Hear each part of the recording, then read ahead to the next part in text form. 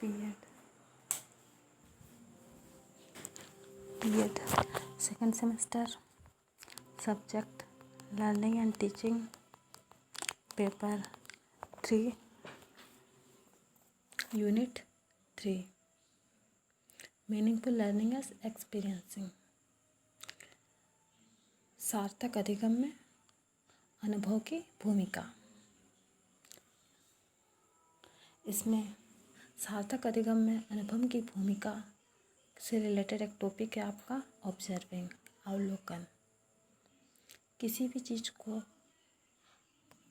हम जब अवलोकन करते हैं या उसे देखते हैं तो हम किस प्रकार का अनुभव प्राप्त करते हैं।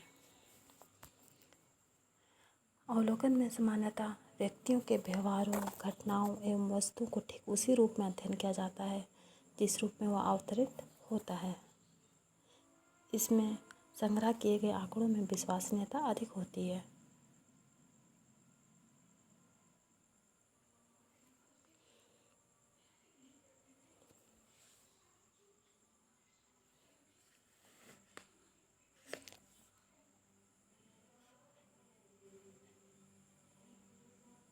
इसमें व्यवहारों का निरीक्षण या प्रेक्षण करके उनकी अभिरुचि, अभिक्षमता तथा व्यक्तित्व के कुछ शील गुणों का पता लगाया जाता है।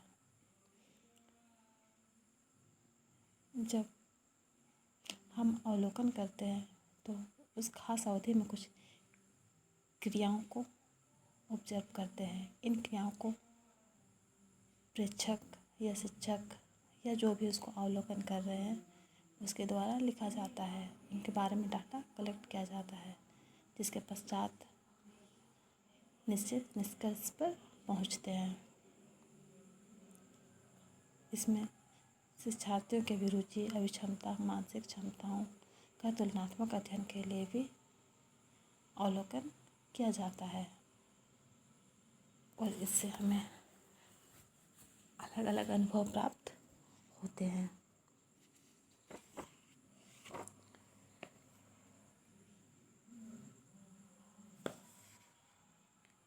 इसमें दिन प्रतिदिन की ज़िंदगी में व्यक्ति व्यवहारों का अध्ययन करता है। उसी रूप में निरीक्षण करते रहने से व्यवहारों और व्यक्तित्व संबंधी गुणों से परिचित होता है। कई बार हम जिस प्रकार के व्यवहार और व्यक्तित्व संबंधी गुणों का अवलोकन करते हैं उन व्यवहारों को घटित होने की ऐसी परिस्थितियाँ भी पैदा करनी होती है, जैसे किसी व्यक्ति की ईमानदारी की परीक्षा लेने के लिए जानबूझकर मूल्यवान वस्तु या धनराशि उसके लिए छोड़ दी जाए। ये हम किसी को जज करते हैं। जब हम नैतिक पर आधारित किसी की मोरल को हमको जज करना है तो उसके सामने स्थिति परिस्थिति लाकर हम उसे जज करते हैं या फिर उसको अवलोकन पर आधारित देखते हैं।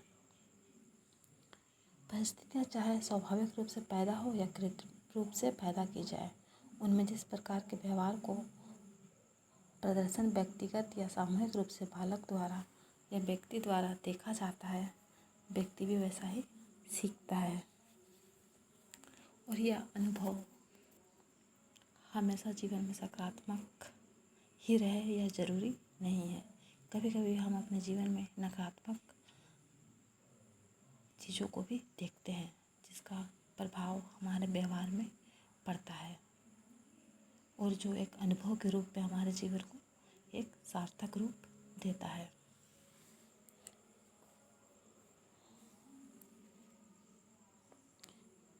इसमें कहा जाए तो ऑब्जर्व करते समय हम इंद्रियों के द्वारा वस्तुओं की प्रकृति, व्यक्तियों के व्यवहार, वातावरण संबंधी जानकारी और ज्ञान प्राप्त करने के लिए करते हैं।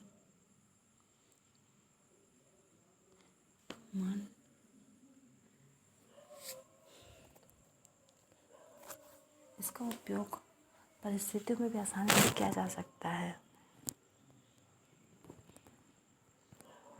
यह एक तरह का विधि भी है जो सरलता, विश्वसनीयता और सत्यापन की सुविधा देती है।